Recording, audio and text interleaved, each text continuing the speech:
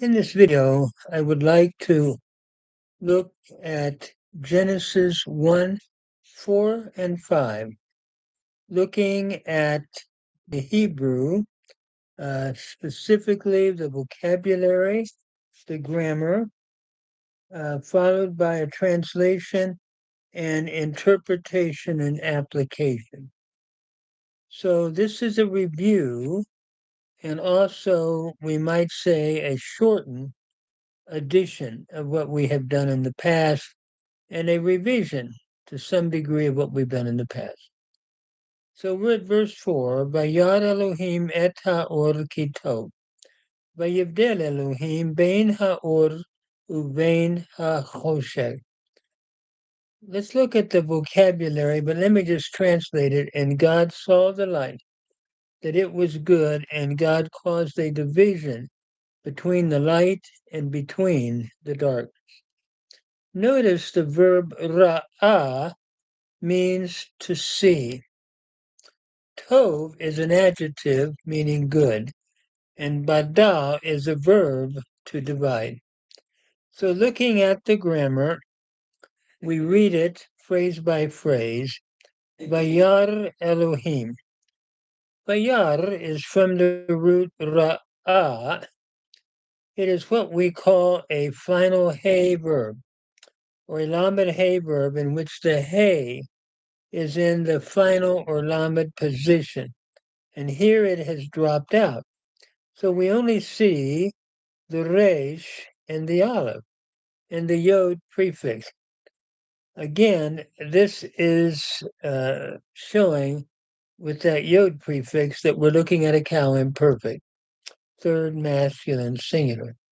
And it's from the root ra'ah. The hey has dropped out, as we said. So that's why we have vayar. And furthermore, the va in the beginning is turning it over and making it a vav conversive. So, and God saw. The dot in the dagish, the yod in the yod, the reason for that, historically, the vav would have had another vav, no, it seems, vav yar, becoming vayar. A little bit of historical grammar here. The vav, by progressive assimilation, went into the yod, causing it to double.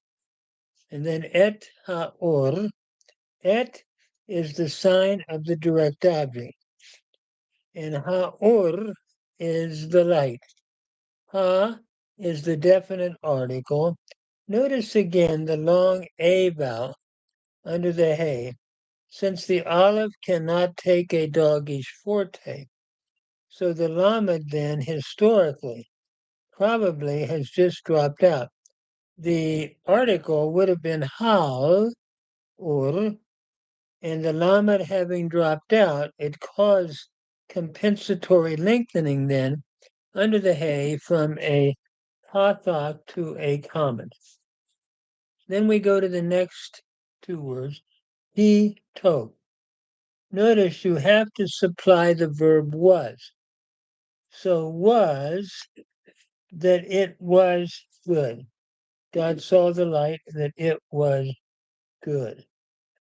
Notice here the verb is supplied, and he is your conjunction followed by tov, which means it's an adjective meaning good. So God saw the light that it was good. Vayavdel Elohim, and God divided.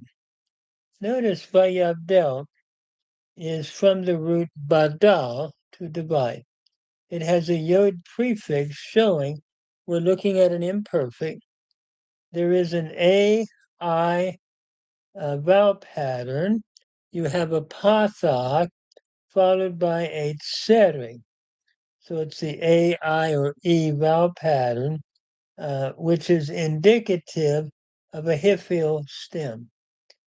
And so this is what we call the hifil stem. We might say, I'm using the verb katav, yaktiv, he will cause to write, yashmer, he will cause to keep, and yagdil, he will cause to magnify. Wine-Grain's grammar uses gadal, and that would be a picture of the Hifil using gadal. So the AI vowel pattern is causative, and it is the imperfect causative, and we call it a Hifil. Historically, grammarians speak of Hifil for the stem, and in the imperfect, a Yafil. Hifil, Yafil. Hifil in the perfect, Yafil in the imperfect. That is what we have here. And again, the AI, when you see that vowel pattern, the A vowel pattern followed in the first prefix, followed by the yod in the final syllable, you're looking at a hifil causative stem. So God caused a division. Bain is between. It is a preposition. And ha'or means the light. So between the light, ha'or became ha'or.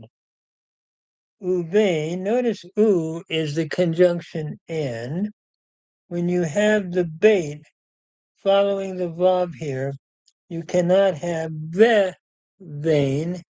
So what happens? It changes by dissimilation to u vein.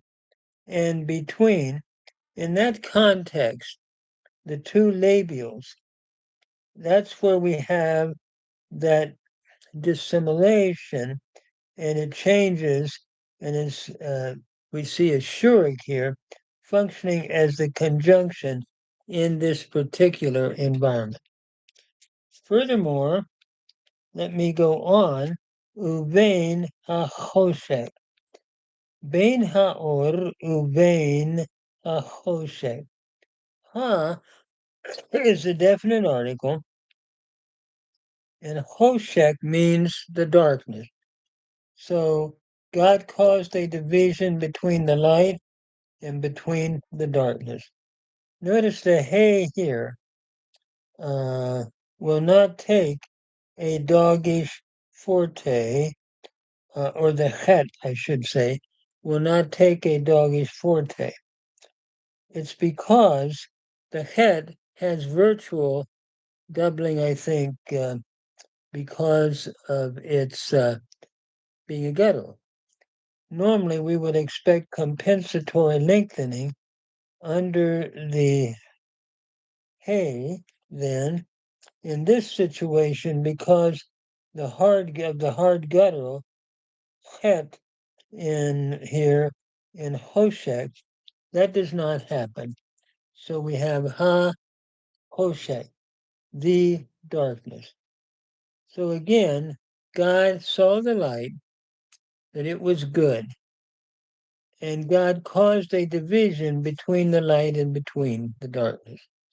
Notice here, the Lord is the source of light and darkness. And later in Exodus, he will use both in the plagues to accomplish his purpose of judgment on Egypt and blessing on Israel. In the New Testament, light represents truth and darkness, evil, and they're always separate.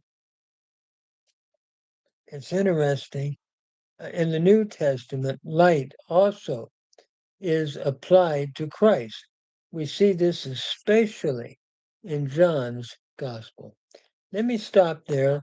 I'm trying to keep these about 5 minutes for anyone that wants to solidify their grammar or learn grammar for the first time, rather than having so much to cover. I'm can I say, doing these grammars by shortening them and making them like 5-minute times of study. Thank you. God bless.